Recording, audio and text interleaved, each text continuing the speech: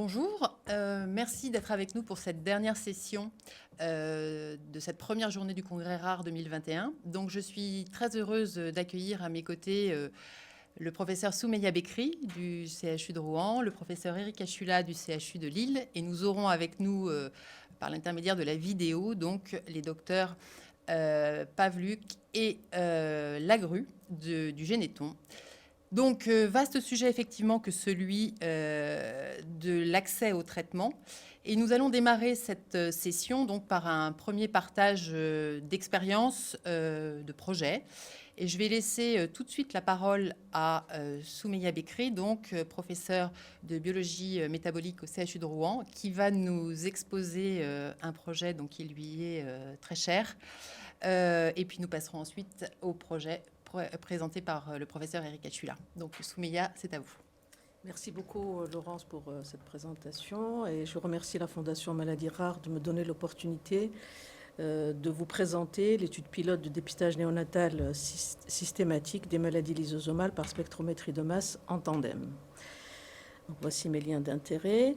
Avant tout, je souhaiterais présenter la médecine de précision qui est un nouveau concept qui permet d'envisager la prise en charge d'un patient en tenant compte de la clinique, mais aussi de la biologie, de l'environnement et du mode de vie du patient.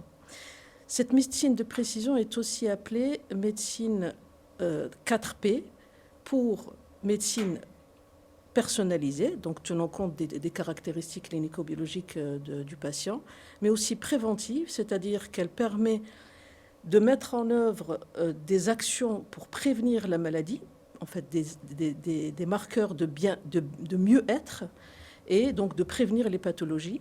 Elle peut être prédictive en permettant de décrire des trajectoires de patients et de décrire les impacts de la prise en charge, et enfin participative parce que le patient est vraiment au centre de tout ce dispositif. Et je parle de la médecine de précision parce que le dépistage néonatal revêt toutes ces caractéristiques. Donc le dépistage néonatal permet l'ensemble de ces caractéristiques, c'est-à-dire personnalisé, ça s'adresse à un patient précis, préventif, prédictif et participatif. Et donc, pourquoi on s'est intéressé au dépistage néonatal des maladies lysosomales? Donc, vous savez qu'il y a un programme de dépistage néonatal national, donc qui est en train d'être modifié grandement en ce moment, mais dans lequel ne sont pas encore inclus les maladies lysosomales. Et donc, on a pensé à faire cette étude pilote parce que nous avons des progrès très importants dans les méthodes de dépistage de ces pathologies et aussi des approches thérapeutiques nouvelles et innovantes pour prendre en charge de façon précoce les maladies lysosomales à condition que ce diagnostic soit fait précocement. Donc, l'inclusion de ces maladies lysosomales commence à se faire dans plusieurs programmes de dépistage nationaux au niveau international.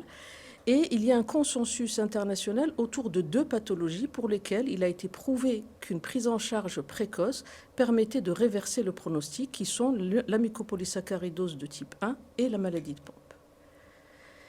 Donc, quand on regarde les études pilotes qui ont été lancées ces dernières années, il y a plusieurs pays qui ont pris ces initiatives, notamment les États-Unis, le Mexique, le Brésil, l'Italie, l'Autriche, la Hongrie et Taïwan. Et il y a 2 sortes de programmes qui ont été initiés, soit des programmes qui vont concerner uniquement une seule pathologie, avec des effectifs, des nombres d'inclusion allant de 35 000 pour une étude taïwanaise de 2013 à 1 900 000 pour l'étude de la maladie de Crabbe dans l'État de New York. Et puis, il a été développé aussi d'autres programmes de dépistage néonatal, incluant un panel de maladies lysosomales. Donc, la dernière en date, la plus importante, c'est celle de Barbara Burton aux États-Unis en 2017, qui a inclus à peu près 220 000 patients, enfin plutôt nouveau-nés. Et puis, donc, toutes ces initiatives ont abouti à l'inclusion dans le programme de dépistage systématique, soit au niveau régional, si on parle de l'Europe, donc au niveau régional, l'Italie du Nord, puisqu'en fait, en Italie, les programmes sont régionaux, où donc, depuis quelques années, il a été inclus la maladie de Pompe, la mucopolysaccharidose de type 1, le Gaucher et le Fabry. Et au niveau des Pays-Bas, depuis juillet 2021, donc c'est très récent, la MPS1 fait partie du programme de dépistage national systématique. Concernant les États-Unis, on voit sur cette publication de 2020 qu'il y a des États ici représentés en noir qui ont démarré de façon active le dépistage systématique de la maladie de Pompe et de la mucopolysaccharidose de type 1, d'autres pour lesquels, en grisé, pour lesquels la programmation était faite et donc le programme allait démarrer très rapidement, et les États blancs n'ont pas encore de date de début. Mais on voit qu'il y a quand même une extension de ce dépistage. Donc de ce fait, nous avons souhaité lancer un projet pilote en France, donc dans la région normande, qu'on a appelé projet Lisonéo, grâce aussi à l'aide du réseau de périnatalité de Normandie. Donc, le promoteur, c'est le CHU de Rouen. Donc, nous avons eu un avis favorable du CPP. La durée du projet, c'est 3 ans et l'objectif à atteindre, c'est 100 000 inclusions. Donc, ce projet est réalisé par le CHU de Rouen, donc le service que je dirige, mais avec ce projet s'appuie grandement sur le centre régional de dépistage néonatal, donc coordonné par le docteur David Guéné et par les services de pédiatrie, néonatologie et réanimation neuropédiatrie du CHU de Rouen, et les 23 maternités du réseau périnatal de Normandie, c'est-à-dire toutes les maternités de Normandie, ont accepté de rejoindre ce programme. Donc, nous avons aussi inclus plusieurs investigateurs dans toutes les spécialités, parce que la prise en charge de ces pathologies est forcément multidisciplinaire. Et donc, toutes les spécialités intervenant pour la prise en charge et le diagnostic de ces pathologies ont été inclus dans les 3 grands centres hospitaliers, les 2 CHU de Caen et de Rouen et le CHG du Havre. Donc, ce projet a été possible grâce à une formidable coalition, un partenariat franchement qui a été remarquable entre le public et le privé, avec le CHU de Caen, le CHU de Rouen et le CRDN qui ont joué le jeu, et aussi un grand nombre d'industries pharmaceutiques ou d'industries du laboratoire qui ont aussi participé à obtenir l'ensemble de ce financement. Et donc, quel est l'objectif principal? En fait, ce travail a vraiment pour premier objectif d'évaluer la faisabilité en routine du dépistage néonatal de la MPS 1 et de la maladie de Pompe. Et en fait, le but, c'est de faire une analyse multiplexe de différentes activités enzymatiques à partir de sang séché sur buvard dans une cohorte de 100 000 nouveau-nés de la région normande. Et en étude ancillaire, étant donné que ces dosages se font en multiplex, nous avons inclus d'autres pathologies. En fait, en premier plan, on va étudier la maladie de Pompe et le MPS 1, pour lesquels il y a un consensus international, et 9 autres pathologies lysosomales ont été incluses pour vérifier la faisabilité d'une analyse complexe. Les critères d'inclusion sont simples, c'est tous les nouveau-nés qui sont nés dans une maternité normande et qui participent au programme national de dépistage néonatal. Bien sûr, il y a une lettre d'information et un formulaire de consentement qui doit être signé par l'autorité parentale, après lecture et consentement. Il n'y a pas de critères de non-inclusion. Nous avons mis en place un dispositif avec un buvard spécifique pour cette étude, parce qu'on ne peut pas utiliser le buvard du dépistage systématique néonatal national pour une étude de recherche. Et donc on a eu Perkin-Elmer qui nous a mis à disposition une plateforme pour le dosage des activités lysosomales, et nous avons aussi à disposition une plateforme de séquençage nouvelle génération pour la suite de l'algorithme que je vous montrerai tout à l'heure. Donc, lorsque nous avons établi plusieurs algorithmes pour essayer de gérer les différents cas de figure. Donc, dans le cadre de la MPS 1, lorsque nous avons un buvard positif, c'est-à-dire avec une activité enzymatique effondrée, nous réalisons un deuxième dosage sur le même buvard. Et puis, si le résultat est confirmé, nous réalisons la quantification des glycosaminoglycanes, qui sont donc les substrats accumulés, sur ce buvard-là, pour éviter d'avoir des faux positifs. Et si tout cela reste positif, on reconvoque l'enfant pour faire un buvard contrôle et faire toute une batterie d'examens complémentaires pour confirmer le diagnostic et la prise en charge clinique se fera, comme toutes les maladies lysosomales, après concertation du CETL. Pour la maladie de Pompe, le schéma est superposable. La seule chose, c'est que pour l'instant, on n'a pas d'examen de confirmation possible sur le premier papillobuvard. Donc la confirmation se fait sur les urines avec le GLC4 urinaire, mais sinon sur le principe c'est toujours la même chose. Et puis pour les autres pathologies, selon l'évolution des connaissances, on peut en discuter avec le CETL avant de reconvoquer l'enfant et refaire pareil des examens de confirmation. Nous sommes en train de réfléchir au niveau national à étendre ce projet Lysonéo à 2 autres pathologies qui sont le déficit de la lipase acide lysosomale et la leukodystrophie métachromatique, pour lesquelles il y a actuellement soit des essais, soit un traitement avéré pour la lipase acide lysosomale qui amène une amélioration notable du pronostic. Voilà, et je voudrais profiter de cette occasion pour vous inviter à rejoindre l'UFR Santé de Rouen, où nous organisons la 2e édition du Symposium international Pathway to Precision Medicine from Rare to Common Disease. Voilà, et j'espère vous accueillir à cette occasion. Merci de votre attention, et s'il y a des questions, je reste à votre disposition. Merci beaucoup, Soumeya. Avant qu'on aborde le deuxième sujet, le deuxième retour d'expérience, une petite question sur le projet Lysonéo. Qu'allez-vous faire des résultats, en fait aujourd'hui? Donc, information, je pense qu'il faut peut-être revenir sur cette notion d'information aux patients ou pas du résultat. Et on a beaucoup parlé du diagnostic néonat et du fait de faire avancer le nombre d'augmenter le nombre de maladies qui seraient à l'avenir screenées. Est-ce que vous pensez qu'un tel travail peut aider à convaincre, à augmenter aujourd'hui le nombre de maladies qui sont dépistées à la naissance, puisque les maladies lysosomales, on en a souvent parlé, ne font pas partie de ce panel? En tout cas, c'est le but affiché.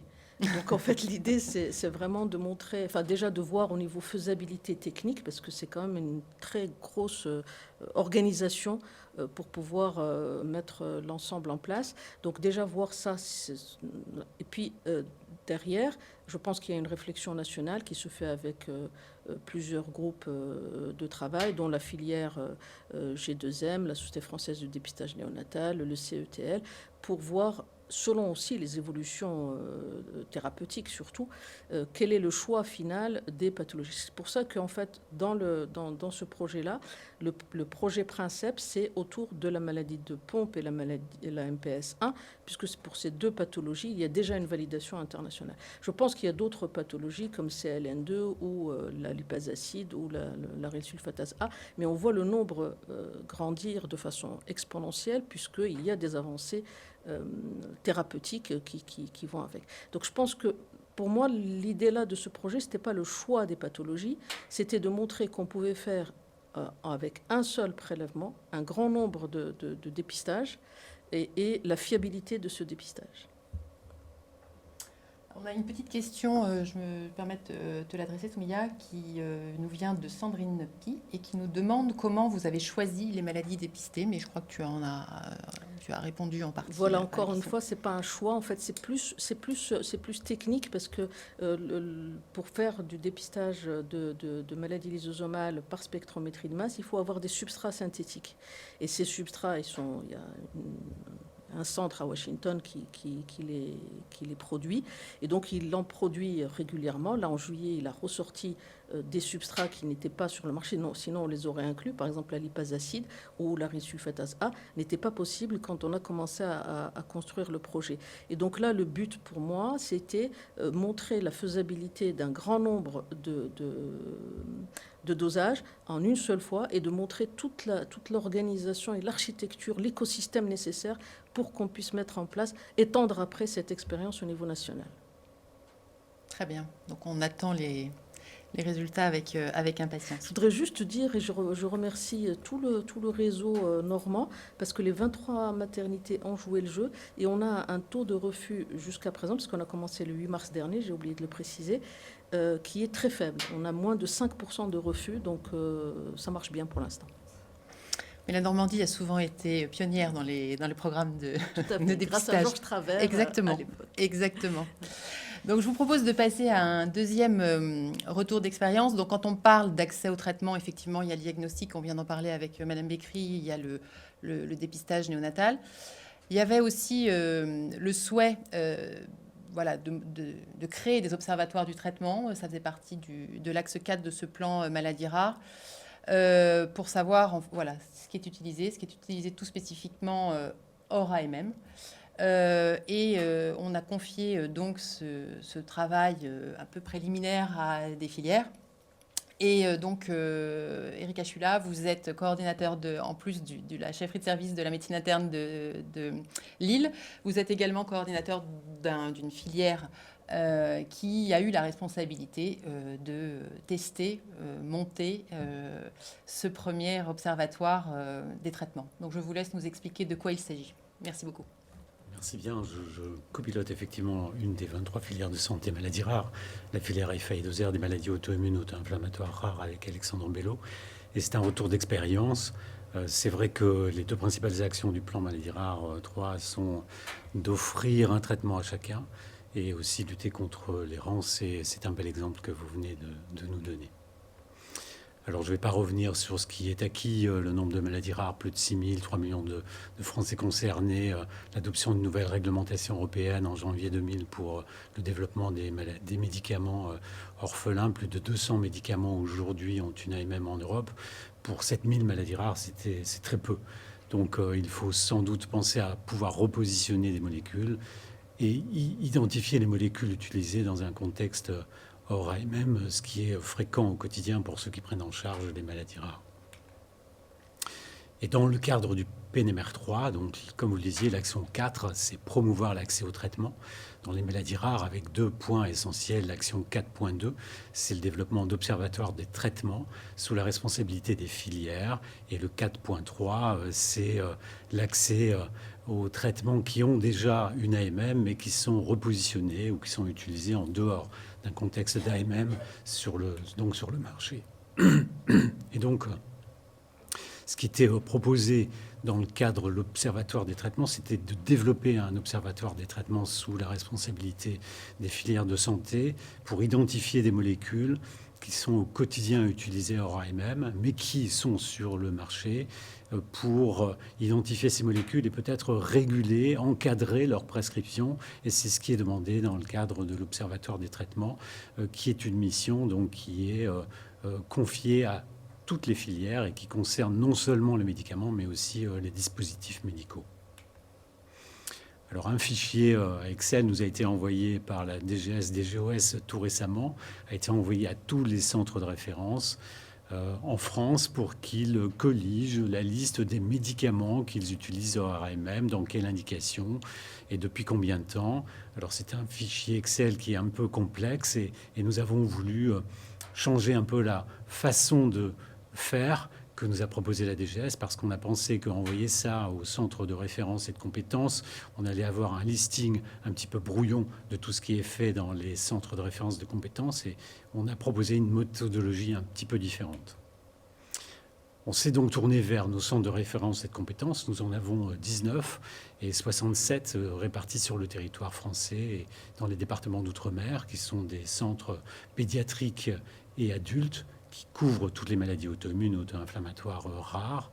On a créé une commission au sein de la filière commission du médicament, qui est présidée par Christophe Richet, avec des pédiatres, des internistes, avec des rhumatologues, avec des associations de patients, avec des chargés de mission spécifiques. Et Samira Plassard, je la remercie parce qu'elle est très active au sein de cette commission, et un pharmacien, Angélique Coteau.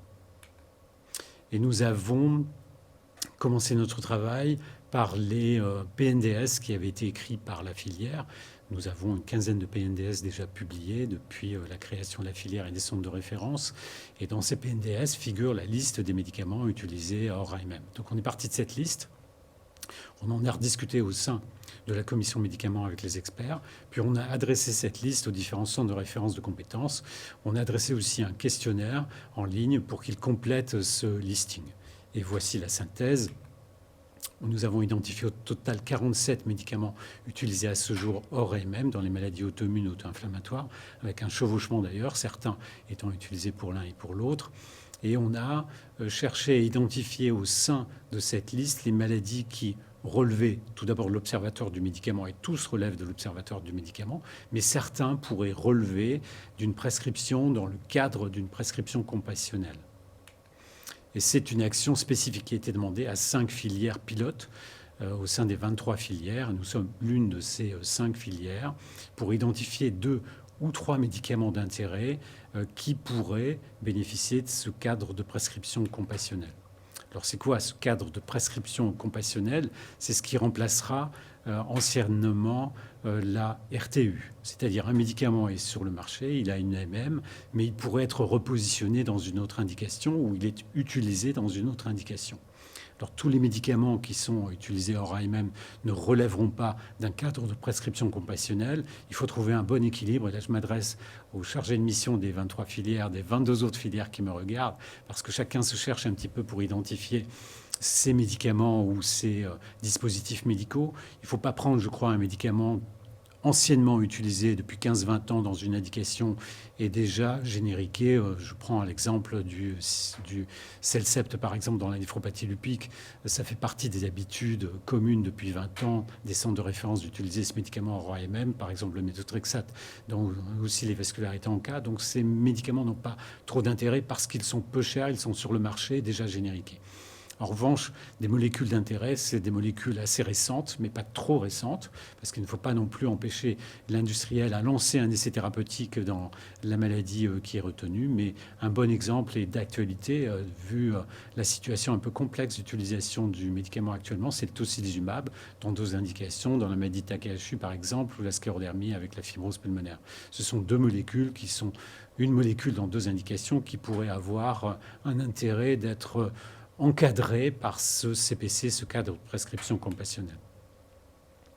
La filière, donc FI2R, a identifié 3 molécules. Le ministère nous en a demandé 2, on en propose 3. Donc le tocilizumab parce qu'il est d'actualité, le baricitinib qui est un JAK inhibiteur dans les interféronopathies, l'anakinra qui est une molécule anti-interleukine 1 qui peut être utilisée dans les amyloses A, identifiée, associée à certaines mutations ou pas. Et donc, la proposition que nous faisons, et c'est la conclusion, on est parti de ce fichier Excel qui devra être l'observateur du médicament. On a identifié au sein de notre filière et d'autres filières donc le feront, et nous sommes des filières expérimentales, 2 ou 3 médicaments qui serviront d'un support pour éventuellement, secondairement, demander auprès de la NSM un cadre de prescription compassionnelle. Ceci se fera ou pas avec des sociétés prestataires qui font des ICRF ou bien différentes sociétés qui en proposent. Nous sommes en pleine réflexion pour ça, mais il faudra en tout cas encadrer cette utilisation de médicaments au sein des filières et peut-être via aussi la BNDMR en incrémentant le minimum dataset pour le suivi de ces patients, pour s'assurer que le médicament est bien toléré, pour s'assurer aussi qu'il est efficace, pour assurer un suivi donc de l'utilisation de cette médication dans cette indication hors AMM, tout en demandant aussi la participation des patients, et il est demandé des patient reported outcomes, et ça c'est très bien je crois de faire appel aux patients pour l'évaluation de l'utilisation de ces médicaments hors AMM, et ainsi dans la vraie vie identifier l'usage de ce médicament pour déposer ensuite un dossier auprès de la NSM qui pourrait ainsi permettre d'identifier cette molécule comme une molécule d'intérêt pour non plus un RTU, mais une prescription dans le cadre d'une prescription compassionnelle encadrée pour demain peut-être aller vers une AMM, ça on verra. Donc voilà un peu le projet expérimental de la filière IFA2R et merci pour votre attention. Merci beaucoup. Alors je vérifie si nous avons reçu quelques questions. Pour l'instant, nous n'en avons pas. Donc moi, j'en ai plusieurs. La première, c'est vous parliez à l'instant du retour patient et des patient reported outcomes. Est-ce que c'est déjà en cours ou c'est un projet? C'est-à-dire que vous voulez pousser l'expérimentation jusqu'à aller ou sur les 3 molécules choisies, vous avez déjà eu ce retour? Non, non, c'est un projet. C'est un projet. On s'imposera de mettre ces paramètres d'évaluation au sein du registre qu'on va mettre en place. Donc, c'est un projet. Mais c'est encouragé aussi par le plan maladie rare 3. Bien donc, sûr. on le fera. Bien sûr. Et alors, que deviennent les molécules que vous n'avez pas choisies? Donc, il y a ces 3 molécules que vous avez identifiées, donc avec la possibilité voilà, d'aller vers l'utilisation compassionnelle. Les autres molécules sont pour autant utilisées puisqu'elles ont été identifiées dans des PNDS ou autres. Que deviennent-elles? Elles continuent à garder leur statut hors AMM classique? Elle continue à être prescrite dans des situations hors AMM. Néanmoins, on encourage l'ensemble de nos centres de référence à nous faire remonter des dossiers basés sur l'analyse de la littérature qui pourraient être soumis en parallèle à l'ANSM pour demander des CPC, des cadres de prescription compassionnelle. Donc ça peut être une action parallèle. Donc vous avez raison de le dire.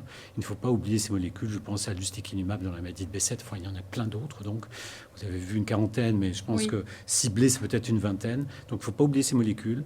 Et nous allons faire un appel auprès des centres de référence pour identifier ceux qui ont l'expertise dans une maladie et un médicament pour monter ce dossier qui est une simple analyse de la littérature. C'est un dossier beaucoup plus simple que la RTU antérieure et qu'on adressera à la NSM après passage au sein de la commission du médicament de la filière. D'accord, très bien. Et donc chacun, rassurez-nous, chaque filière a changé le tableau Excel de la même manière que vous l'avez adapté ou pas? Ça, je ne sais pas. Je ne sais pas. Je ne crois pas. D'accord. Mais bon, chacun pourra interpréter et utiliser ce fichier comme il le souhaite, mais je pense qu'il vaut mieux passer par la filière et suivre la procédure que nous avons utilisée. Ce sera plus simple, je pense. L'idée étant d'avoir une homogénéisation de méthode. Voilà. Et puis aussi identifier le mésusage. Parce que parfois, des centres ou des médecins peuvent utiliser un médicament avec un mésusage. Et la filière permettra de repérer ces mésusages qu'il faudra identifier. Et est-ce que ça veut dire aussi qu'in fine, on peut imaginer que certaines molécules qui étaient utilisées jusqu'alors vont être exclues ou déconseillées ou... Ah oui, carrément. S'il y a un réel mésusage, je pense à un exemple, ce sont les immunoglobulines polyvalentes dans la maladie de style de l'adulte. Ça fait des années qu'on considère qu'il n'y a plus d'indication. Si on voit que des centres l'utilisent encore ou le soumettent comme possible usage au sein de leur centre, on fera donc la remarque qu'actuellement c'est un mésusage et qu'il ne faut sûrement pas proposer cette molécule pour un CPC. D'accord, très bien. Donc selon vous, ça fait partie des actions, outils de ce dernier plan qui vont être très utiles pour l'accès au traitement? Oui, je pense. Et nous attendions ça depuis très, très, très longtemps. Je pense que les médicaments d'exception qui sont utilisés hors AMM doivent passer par les filières, doivent passer par les commissions qui intègrent les centres de référence. Donc oui, c'est une excellente chose. Et est-ce que vous avez un travail comparable qui est mené au niveau européen? C'est-à-dire que les ERN ont quelque chose qui ressemblerait à ça? Parce que finalement, ça aurait du sens d'avoir cette réflexion à un niveau européen. Alors, je fais partie de l'ERN RECONNECT qui concerne les Connective Tissue Diseases. Au sein de cette ERN, non, cette action n'est pas menée actuellement, mais elle aurait du sens à l'échelon d'Europe. Vous avez raison. Très bien. Eh bien, écoutez, je vous remercie. Je vérifie une dernière fois si nous avons reçu des questions. Non, nous n'avons pas reçu de questions. Donc, ce que je vous propose, c'est de maintenant rejoindre, alors par le biais de la vidéo, puisqu'elles ne sont pas avec nous, mais les docteurs, donc Maria Pavuc et Emmanuel Lagru, pardon, qui sont toutes deux membres du Généton. Donc, Maria Pavuc est directeur donc, du développement clinique et des affaires réglementaires au Généton. Et le docteur Emmanuel Lagru est neuropédiatre et elle est en charge donc des affaires médicales, medical manager au sein du Généton également. Donc elles vont nous exposer la méthodologie des essais cliniques et tout spécifiquement dans le cadre des maladies rares. On sait que l'essai clinique est indispensable bien sûr à l'évaluation de ces molécules. Et il y a des spécificités qui sont liées aux maladies rares qu'elles vont nous détailler maintenant. Donc, je vous remercie. Bonjour à toutes et à tous. Je suis Maria Pavlouk, directrice de développement clinique chez Généton, dont la recherche et développement sont réservés exclusivement aux maladies rares. Je remercie les organisateurs pour cette invitation qui nous permet de partager le point de vue du sponsor sur le développement clinique dans ces maladies.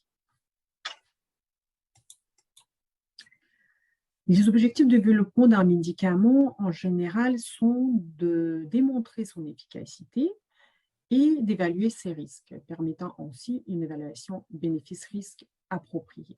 Ces exigences sont les mêmes pour tous les médicaments, qu'ils soient destinés à des maladies courantes ou rares. Donc, avant tout, le design doit être approprié pour permettre de répondre à une question posée. Ensuite, le nombre de patients doit être suffisant et la population de patients doit être homogène pour ne pas compromettre les résultats.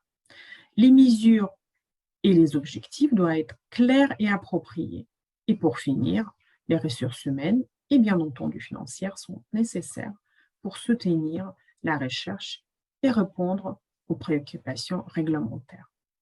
Malheureusement, dans les maladies rares, ces règles d'or peuvent se transformer rapidement en un défi, car ces études classiques ne sont toujours pas possibles pour les maladies rares. Par exemple, les études contrôlées en double aveugle vont être difficilement réalisables par manque de nombre de patients. Pareil, l'utilisation d'un bras placebo ne sera pas éthique dans le contexte d'une maladie rapidement dégénérative. Le choix d'un critère d'évaluation peut être également très problématique assez rapidement, car dans certains cas, le critère d'évaluation clinique approprié peut ne pas être connu ou largement accepté, ou un critère d'évaluation clinique validé n'existe pas tout simplement. Des difficultés peuvent se poser au niveau de recrutement suite au manque d'informations ou de problèmes purement techniques, car les centres de référence sont peu nombreux et souvent les patients ils habitent loin. Et finalement, les études avec des thérapies innovantes dans les maladies rares sont chères et malheureusement l'intérêt des industriels reste faible pour la majorité. Comment donc améliorer l'efficience de ces études? Selon la ligne directrice de la FDA et l'EMA, des designs méthodologiques moins courants peuvent être acceptés dans les conditions de petite population, s'ils peuvent aider à améliorer l'interprétabilité des résultats de l'étude. Donc aujourd'hui, les designs adaptatifs sont largement utilisés pour accélérer le recrutement. Contrairement à une étude clinique classique où tout est défini à l'avance, on s'autorise à introduire des changements, tout en contrôlant l'intégrité de l'essai.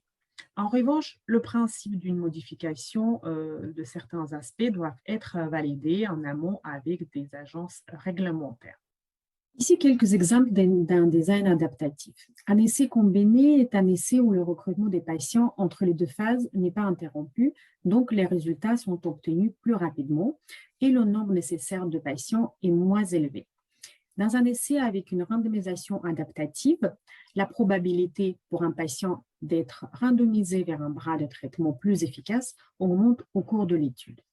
Et un design séquentiel, c'est quand l'essai est interrompu prématurément si l'analyse montre que l'efficacité de traitement est nettement plus élevée ou nettement plus faible que prévu. Un autre design fréquemment utilisé est le crossover, c'est-à-dire les patients vont recevoir 2 ou plusieurs traitements dans un ordre aléatoire.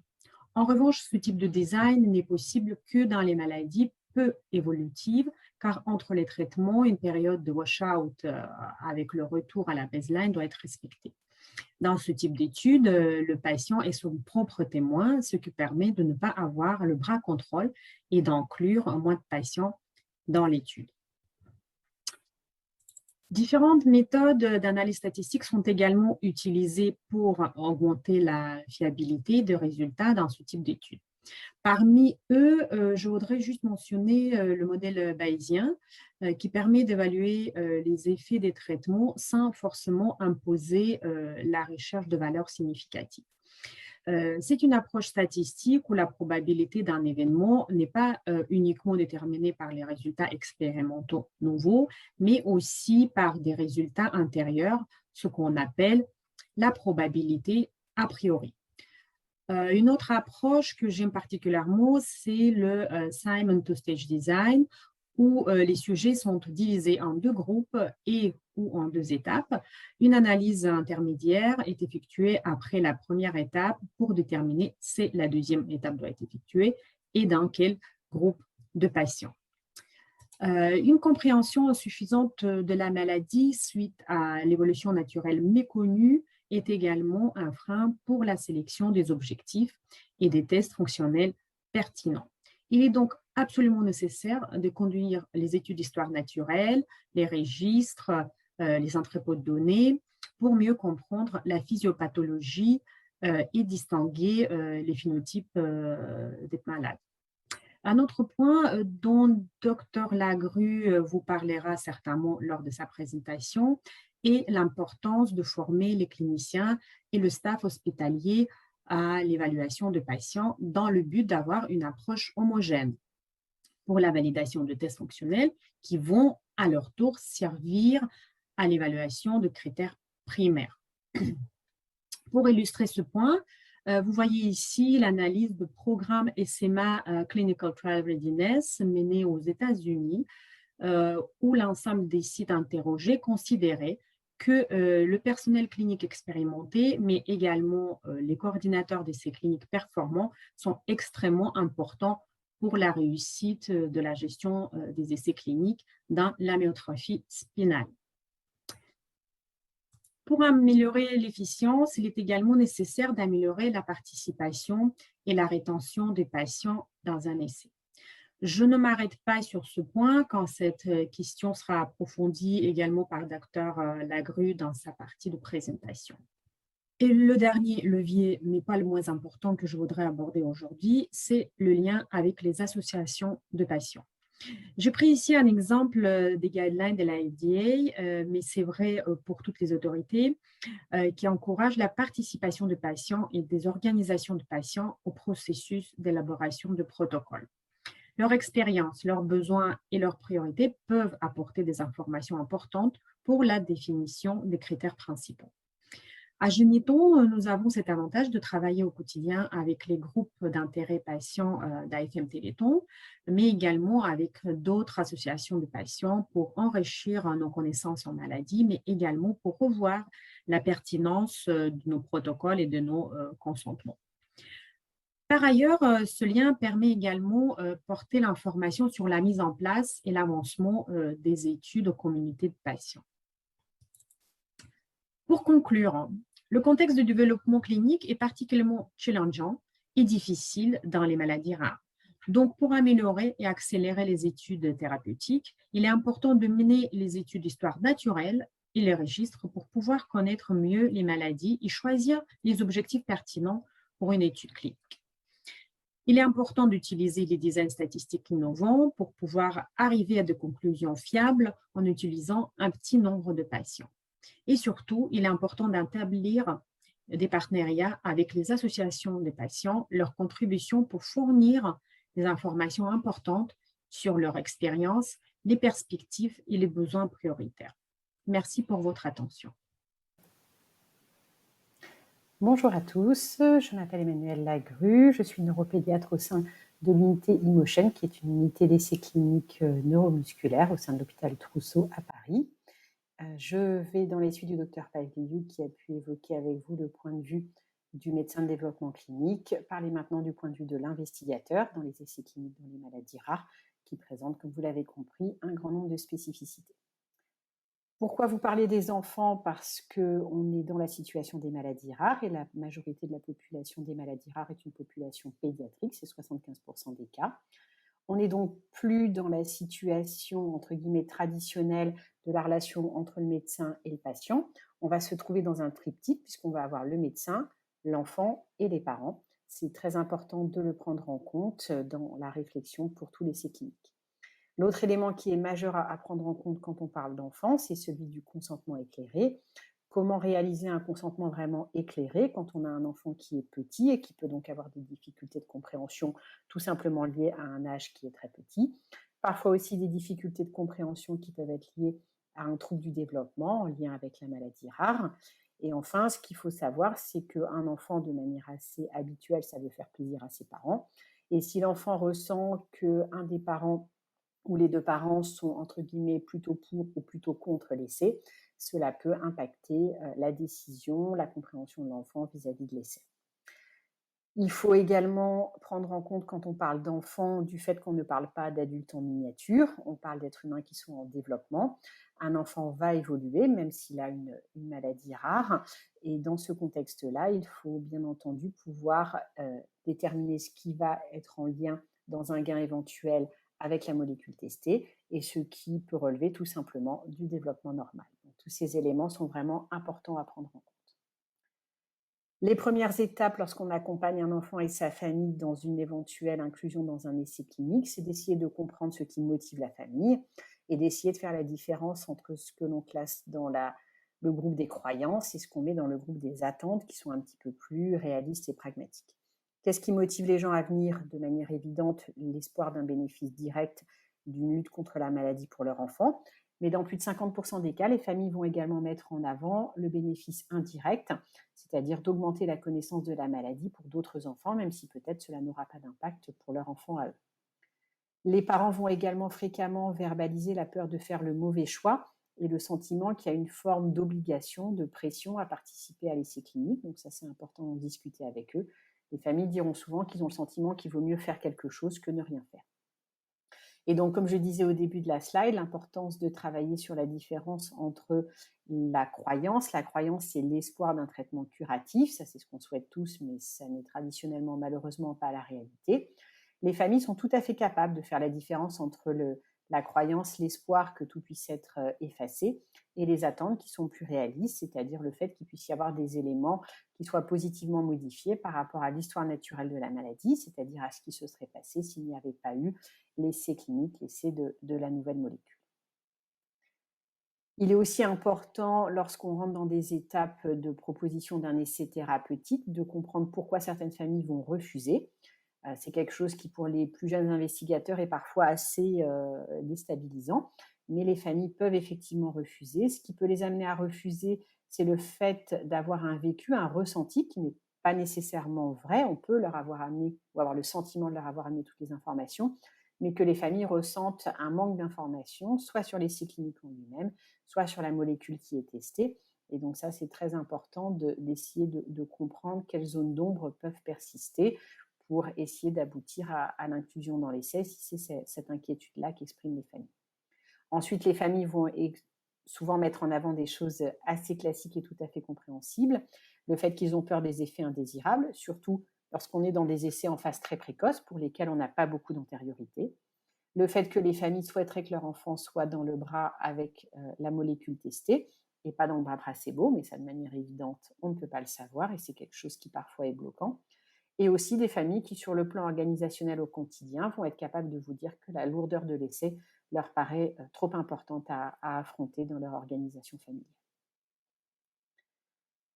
Lorsqu'on en est toujours à ce stade de l'inclusion éventuelle, il est vraiment important de préparer aussi les familles à un potentiel échec d'inclusion. Ça, c'est souvent un élément qui n'est pas assez travaillé en amont.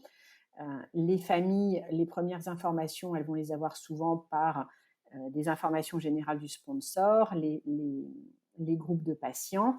Certaines familles vont vite comprendre que, par exemple, leur enfant ne pourra pas être inclus parce qu'il n'est pas dans le groupe d'âge qui est visé par l'essai. Mais parfois, les familles remplissent les premières étapes, reçoivent la notice d'information, arrivent pour l'évaluation et malheureusement, il y aura un screen fail. C'est extrêmement violent pour les familles, c'est souvent vécu comme une deuxième injustice. Il y a déjà l'injustice de la maladie et là, il y a l'injustice de ne pas réussir à rentrer dans l'essai. Ça peut avoir un impact, bien sûr, dans les jours, les mois qui suivent, mais même parfois au plus long cours, parce qu'avec un vécu très traumatique, on peut avoir des familles qui, des années après, nous disent qu'ils ne souhaitent pas re-rentrer dans un processus d'essai parce qu'ils en ont vraiment un souvenir qui est trop violent pour eux. Donc, c'est très important de bien les accompagner si malheureusement il y a un screen fail. On parlait de la lourdeur de l'essai, on est parfois un peu pénible avec ça, mais c'est vraiment important de comprendre qu'on ne parle pas du suivi habituel, on parle d'examens plus nombreux dans une localisation qui n'est peut-être pas celle du suivi traditionnel, avec des examens qui peut-être l'enfant n'a jamais fait ou l'adulte n'a jamais fait parce que ça n'est pas dans le suivi habituel, des prises de sang multiples. Dans les maladies neuromusculaires, on peut avoir des biopsies, une, parfois plusieurs biopsies à répéter. Et donc, c'est très important de ne pas en rajouter, mais d'être au clair, de mettre carte sur table quant à la lourdeur de l'essai, parce que sinon les familles vont peut-être commencer, mais abandonneront rapidement. Et actuellement, nous, par exemple, à Emotion, on a des essais où il y a des injections toutes les semaines ou toutes les 2 semaines, pendant toute une année. Ça veut dire potentiellement ne pas partir en vacances pendant 1 an, ne pas avoir une vie du tout habituelle, rater l'école régulièrement, être absent de son travail régulièrement. C'est important d'être au clair avec les familles sur ce que cela va impliquer dès le début. Si les familles, l'enfant, l'adulte a pu suivre l'essai, on espère bien sûr que ça va amener du bénéfice. Et au total, quand on parle avec les familles, qu'est-ce qu'elles peuvent nous dire du bénéfice qu'elles ont ressenti par l'essai? La situation la plus favorable, c'est bien sûr celle où l'essai a amené du bénéfice direct pour l'enfant, une stabilisation de la maladie. On parle encore le plus souvent de stabilisation, on ne parle pas de récupération de choses qui aient disparu antérieurement, ça c'est très important.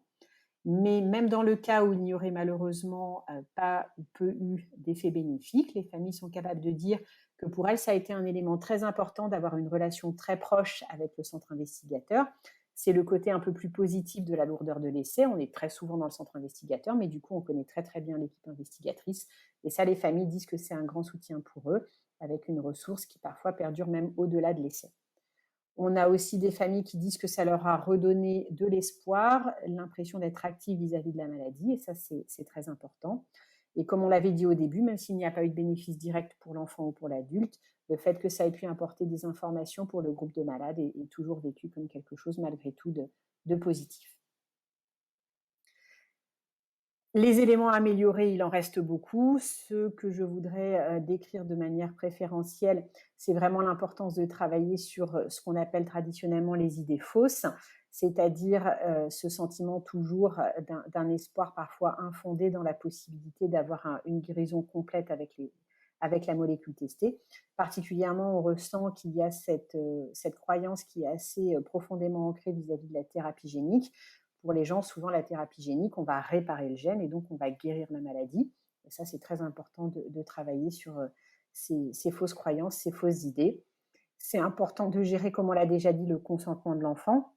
C'est important aussi de gérer les réseaux sociaux. Ça, c'est quelque chose qui est maintenant bien connu. Quand on parle de maladies rares, voire ultra rares, le fait que les familles se mettent en contact peut amener à ce qu'elles arrivent elles-mêmes à des conclusions qui parfois sont vraies, mais de toute façon, on ne pourra pas le confirmer puisque c'est en aveugle. Parfois sont fausses, mais peuvent entraîner des conséquences psychologiques de familles qui pensent être sûres que leur enfant a eu le placebo ou a eu l'IMP. Et c'est vraiment important de prendre en compte cet élément des réseaux sociaux. Un autre élément qu'il faut vraiment aussi travailler avec les familles, c'est la situation rare mais très douloureuse de l'interruption inattendue de l'essai. S'il y a une évaluation intermédiaire et qu'on voit qu'il est peu probable que la molécule agisse, les sponsors vont fréquemment décider d'interrompre l'essai et les familles se retrouvent avec comme ça d'un seul coup quelque chose qui s'interrompt, c'est reçu de nouveau comme une grande injustice avec beaucoup de colère de la part des familles et il faut vraiment savoir accompagner les familles lorsque cela survient avec un lien important entre les investigateurs, les familles, le sponsor pour que, de nouveau, ça ne laisse pas des traces et des vécus traumatiques qui peuvent impacter la famille tout de suite, dans les mois qui suivent, mais aussi pour d'autres essais. On a longuement parlé des familles, il ne faut pas oublier l'autre partie, le clinicien. Le clinicien aussi, pour lui, l'essai clinique, c'est particulier. Ça peut être un clinicien qui n'interviendra, entre guillemets, que pour l'essai clinique, mais ça peut être aussi le médecin qui est le médecin référent de l'enfant depuis des années. Et dans ces cas-là, il faut de nouveau à la fois gérer le quotidien, le suivi de la maladie, mais aussi gérer l'essai clinique, et ça n'est pas toujours une tâche aussi facile que cela. Il y a, comme tout être humain, une charge émotionnelle. Le clinicien, comme les familles, espèrent que ça puisse aider le patient. Et parfois, ça peut même aller jusqu'à un peu trop, ce qu'on appelle en anglais le hype. C'est le fait qu'il y ait vraiment une croyance parfois un petit peu excessive dans l'essai, et les cliniciens apprennent à gérer tout cet aspect émotionnel et pouvoir donner une information la plus neutre et factuelle possible. Ce qui est difficile dans le factuel, c'est qu'il faut acquérir de nombreuses connaissances. Pour bien expliquer un essai clinique, il faut d'abord savoir ce que c'est du développement et de la recherche clinique, mais il faut savoir aussi, si on parle de thérapie génique par exemple, savoir ce que c'est la thérapie génique, ça n'est pas si simple, et il faut savoir le retransmettre de manière claire aux familles. Et donc les cliniciens sont vraiment en nécessité eux-mêmes d'acquérir de nouvelles compétences et de savoir les retransmettre aux familles, à leurs patients. Et c'est pour ça que c'est vraiment important d'être en interaction avec les associations qui peuvent transmettre une parole adéquate et avec les patients experts qui sont de plus en plus nombreux, même si ça n'est malheureusement souvent pas encore assez, et qui sont un appui vraiment important pour pouvoir aider pour les essais. En conclusion, les essais cliniques ont bien sûr, comme vous l'avez compris, des particularités dans les maladies rares et ultra rares, d'autant plus que ça touche souvent des populations pédiatriques. On a parlé de l'impact pour les cliniciens et bien sûr pour les familles, avec l'importance de travailler aussi en amont que possible. On sait bien que plus on a le temps d'en parler en avance, de discuter des différents éléments, qu'est-ce que c'est un essai, la lourdeur de l'essai, les étapes pour l'inclusion, le risque que peut-être l'inclusion n'ait pas lieu, le risque que peut-être l'essai s'interrompe de manière imprévue, le risque qu'il puisse y avoir des effets indésirables, qu'au bout du compte, même sans effet indésirable, peut-être il n'y ait pas de bénéfice direct pour le patient, qu'il soit enfant ou adulte. Tous ces éléments doivent vraiment être travaillés le plus possible avec les familles pour que le vécu, quelle que soit l'issue de tout ce processus, soit la plus belle possible. J'espère avoir pu vous donner ce point de vue de l'investigateur sur les essais dans les maladies rares et je vous remercie de votre attention.